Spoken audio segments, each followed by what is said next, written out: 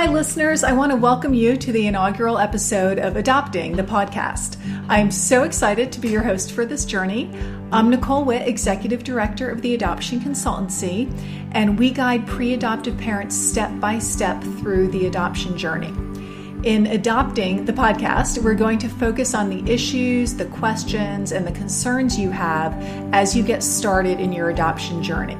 This is for people who are just considering adoption, who are brand new to adoption or very early in the process and trying to get their questions answered and figure out their best path forward, learn about what to expect, and learn about just generally how the process works.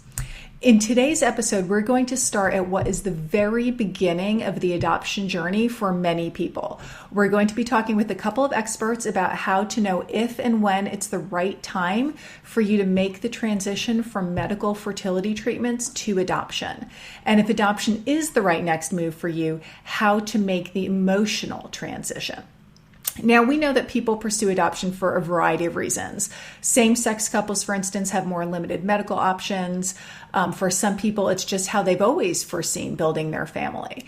But for most of the people I work with, it's after an often very long struggle with artificial reproductive technology, often including multiple IVF cycles, sometimes having tried donor gametes and or maybe surrogacy. There's been a lot of money spent, a lot of time spent, a lot of emotion spent. So people are a little bit burned out by the time they get to this point.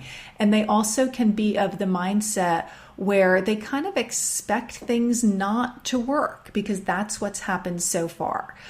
So I find that those who come to adoption because they have to, they often don't really stick it out. Or if they do, they struggle throughout and have a much more difficult time and more of an emotional roller coaster than others.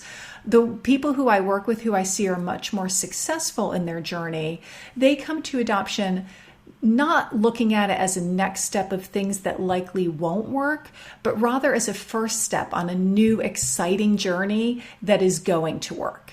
Now, that's obviously a lot easier said than done. So we're going to talk today about how to get to that place emotionally. So I would like to welcome my guests. We have with us today Kathy Fountain of Fountain Fertility.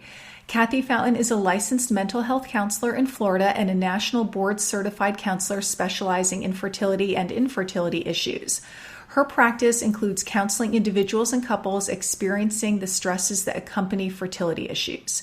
She also works with doctors, lawyers, and agencies specializing in reproductive technologies and is experienced in evaluating and counseling those considering IVF, third-party reproduction, egg donation, sperm donation, embryo donation, and surrogacy.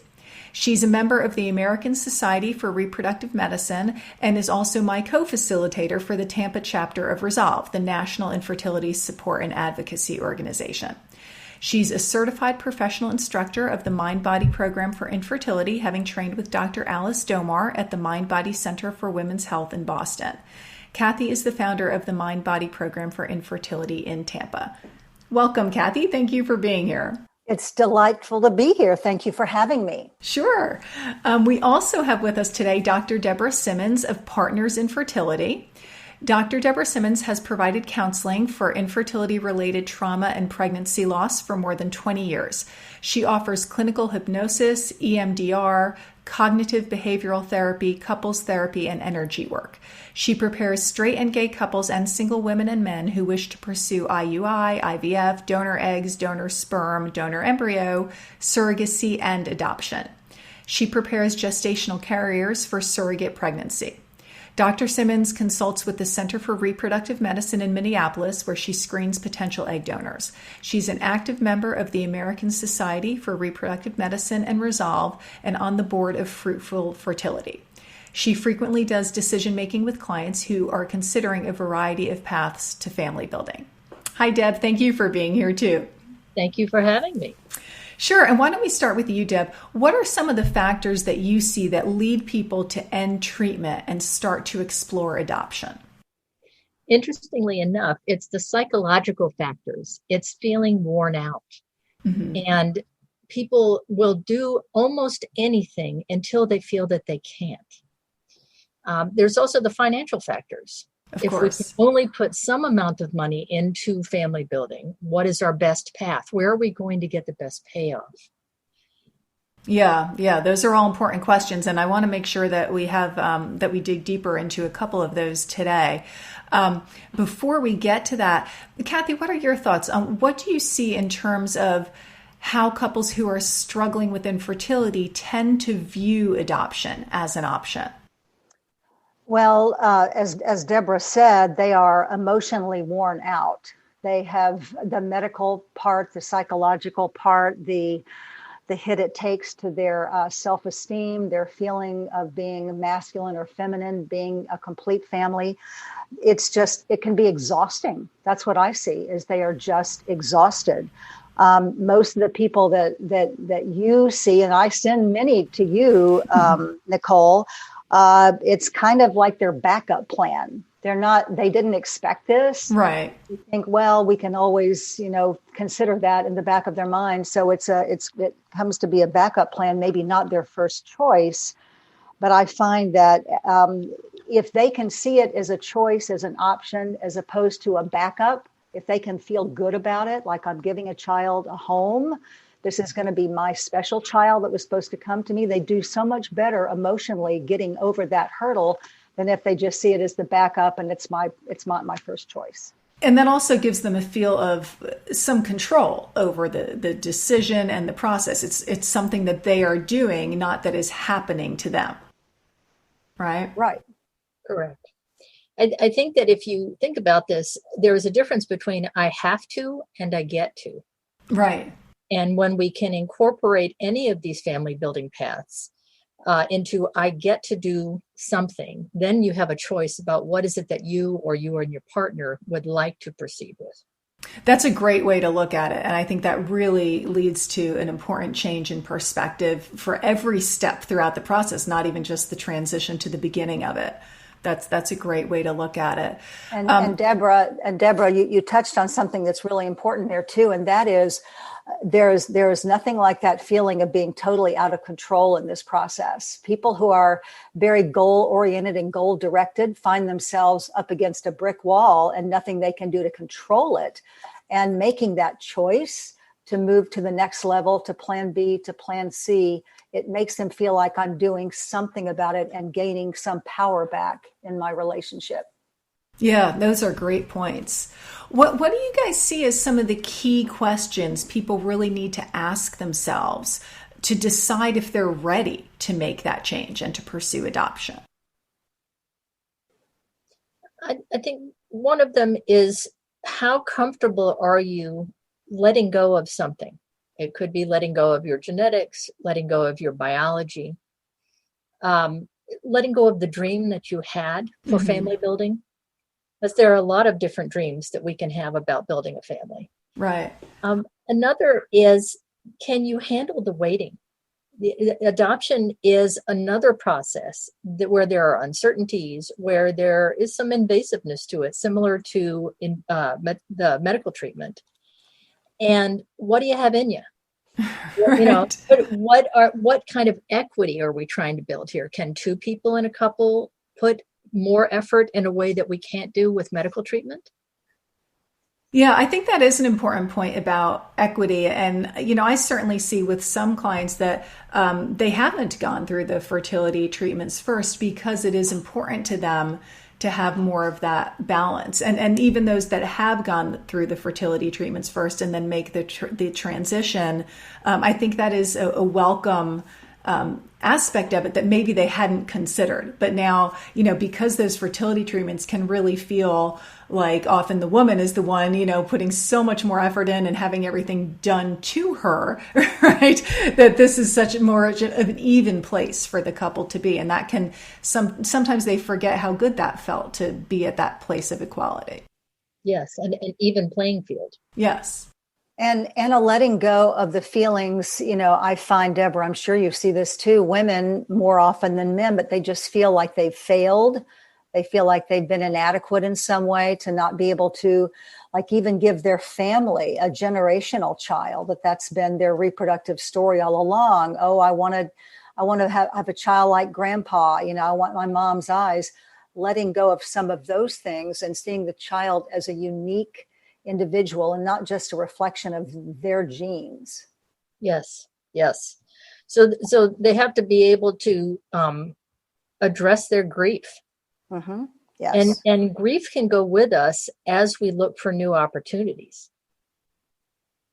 Yeah, I think that's a great point. It's an unrealistic expectation that I'm going to grieve this and then be 100% over it and move on. I don't know that infertility ever completely leaves you. I don't think it does. All right. You don't have a chapter of a book and then rip out the chapter. Right.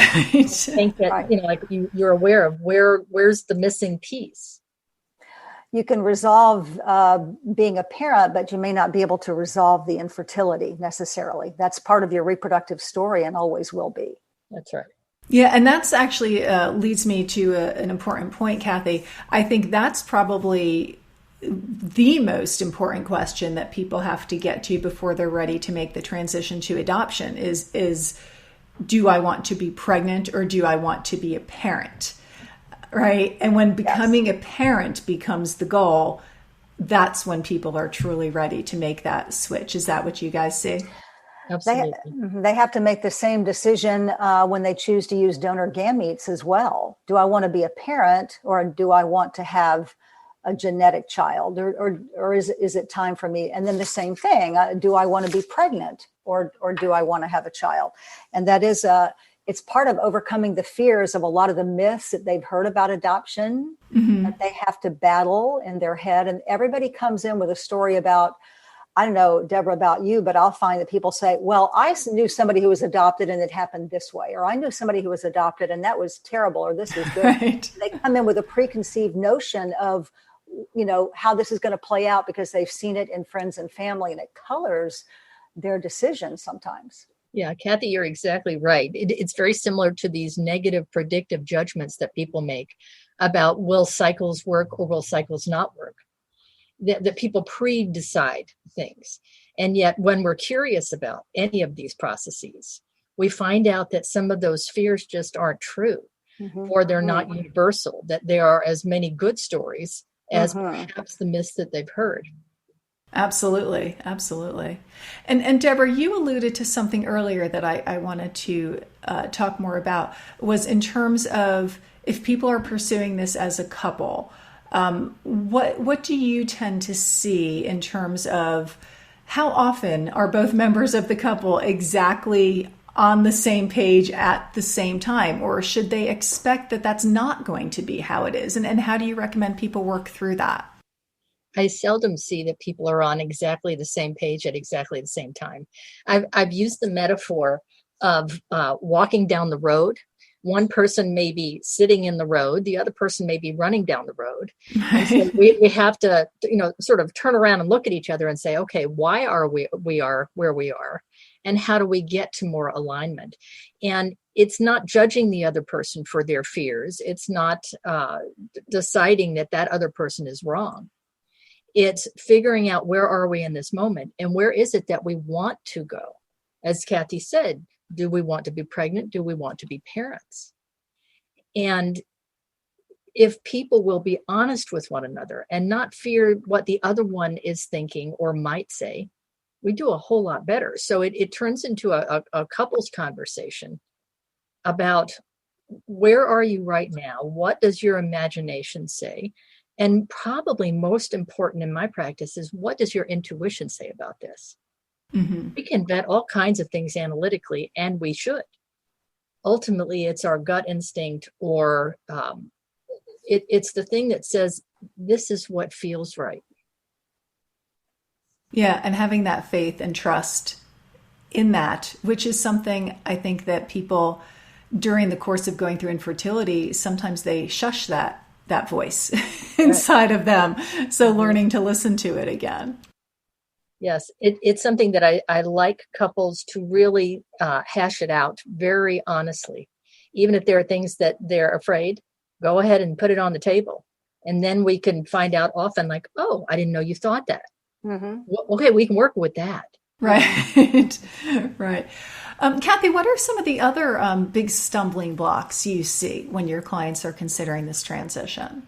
Well, I think the first thing is they ask themselves, can I love a child? Can I bond with a child that is not of my body, not of my genetics? So that's the first thing they ask themselves. And they torture themselves sometimes with, how will I feel? They're trying to, like Deborah said, they're trying to predict what they might feel. They might presuppose that maybe I won't feel the same way about the child. They might worry that their families might not see the child as being as legitimate as other biological children in the families. They might be worried. I mean, this is when I send them to you, Nicole. What are those birth mothers doing? Right. What am I getting? So those are some of the things that they have legitimate concerns about and fears about. And adding, Kathy, to what you've just said, people often are very fearful about what does open adoption mean. Oh, yes. Yes. I agree. What do I Very have much. to do with Right. the birth mother versus what would we all like to do with each other? Agreed. Yeah, and certainly some of those in terms of, what is the typical potential birth mom like and what are the myths versus the realities?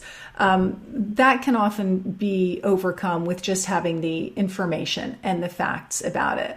But when you're dealing with more of the emotional side of things, like, am I going to bond with the child, for example? How do you help people work through that in absence of, before they have the child and realize that they have bonded? What tips do you guys have for that? I encourage people to talk with other adoptive parents, just straight out. What fears did those now friends have, and what's the reality? We're so worried about things that we can't control. And how does any of us know, regardless of how we become parents, that we're going to bond with a child? We don't. There's a leap of faith. And there is a belief that we have the ability to open our hearts to a new human being. And I think that people do a whole lot better when they go back to curiosity. How might it be? That's a different question than can I? Right. Of course you can. And sometimes I say to them, okay, you're sitting on this couch and you're telling me how much you want a child. You've been through fertility treatments. If someone were to knock on the door right this very minute and walk in and say, I found a baby just lying here on the street. Would you like it? And they just put this baby in your arms. What would you do? Wouldn't you go, oh my goodness gracious, of course, because the baby is a stranger to you and you are a stranger to the baby. And you learn together what it means to be in a relationship. And that happens whether it comes from your body or not. And they seem to get that.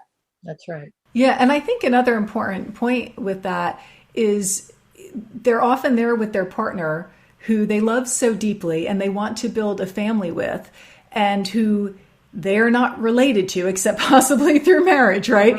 So the question of, can I love somebody who I'm not biologically related to, is answered right there with their partner. And obviously you can. But I think the point of talking to other adoptive parents is so important as well, because the questions that you're not going to have the experience until you get there, it's so great to talk to people who have had that experience, because almost all adoptive parents have a lot of these same questions and concerns, or had them when they were starting out. Although people can feel like they're the first ones to be dealing with some of this, and that, no, there's no way anybody else can understand this. There are people out there who've been through it and who understand it. And I think that's a great tip, to have those conversations with them. And again, that helps to dispel some of those myths and fears.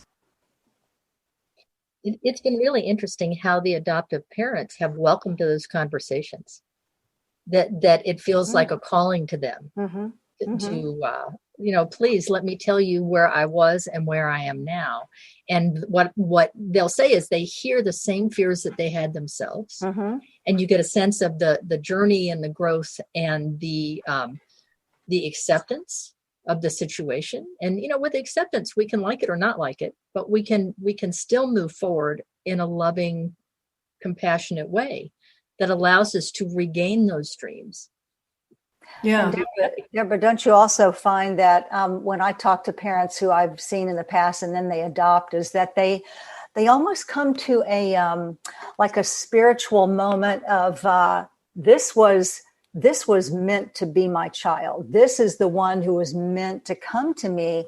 And boy, does that level out a lot of those anxieties if they see it as something that was maybe not fate, but just a special thing that happened that was supposed to happen exactly the way it happened.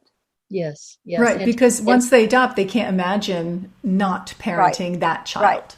That's right. Exactly. And people psych themselves out with this anticipatory anxiety. That's what a lot of the fears are. And then the reality is like, here we are right now, and we're living it. And not only is it not scary, but we're in it and we're going. Right. It's pretty great. Okay, jumping back to one of the other stumbling blocks that we have alluded to is the finances, right? Obviously, finances are a huge consideration for everybody. And infertility treatments are expensive, and adoption is expensive, and people have limited resources. So how do you help people come to terms with that and to make sensible decisions on this topic?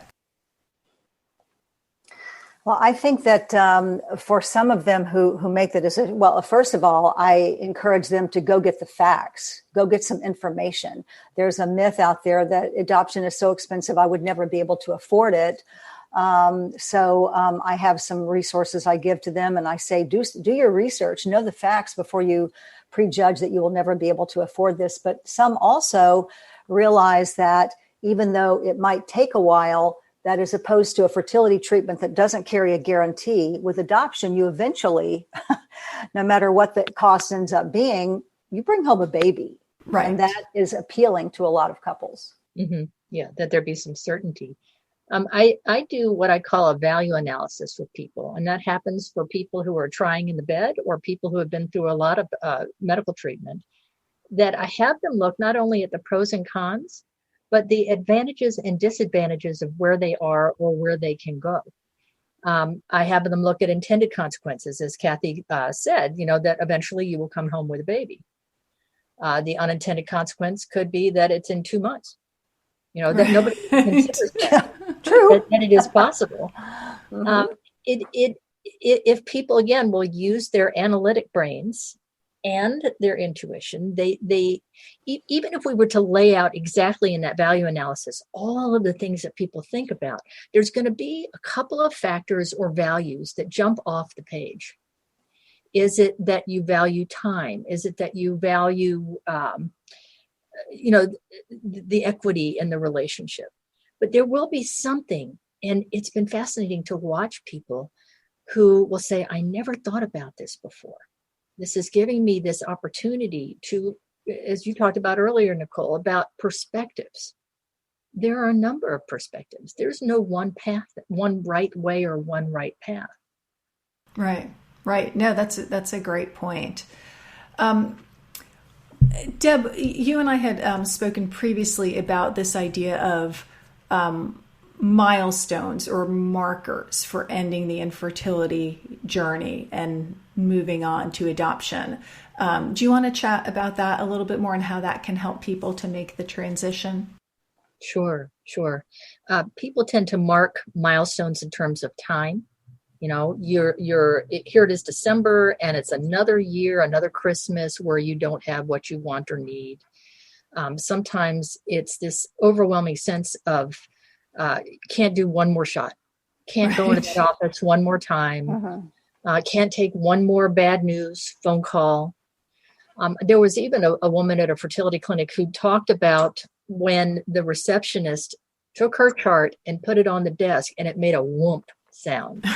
And there was something which indicated that it had been a long time. It was a very big chart, and that there was something about that sound that said, gosh, I've been at this for a long time. I'm done. So these milestones can be physical. They can be auditory in that case. They can be the sense of trauma, like, can you drive past the clinic or walk into the clinic? It can be all kinds of things. Yeah, no, those are really good points.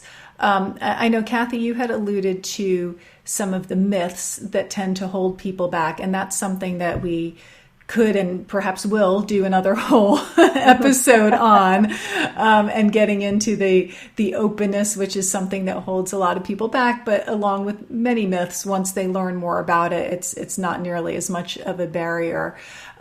So just to kind of start to wrap up this topic, and obviously a lot of what we've been talking about has been addressing this already. But if people really want to get to the, like you were saying, Deborah, they know that they're done, right? They can't move on with the treatments, and they know that they're done, and they want to emotionally be ready to start adoption.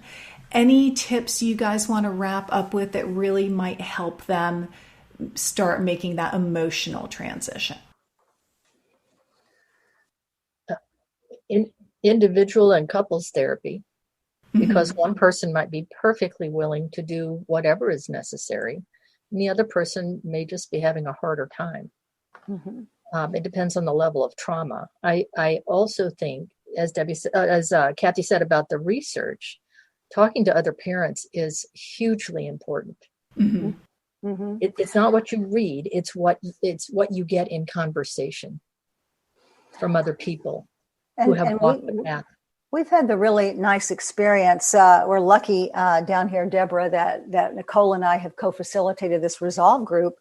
And Nicole will talk about it sometimes in the group. And just hearing her sit there and talk about her experience, what she does for a living, and other parents making that same consideration. You can see the faces around the room going, they sort of nod like, oh, yeah, maybe I could see that. I could see that. And just knowing that they're ready to be parents, and it's time to sort of resolve the grief of their reproductive story not being what they wanted, and then hearing somebody say, you can do this. And then I usually either send them, luckily I have Nicole in my area, but have other couple of other resources of either agencies or counselors who specialize in this. And I say, go try this on.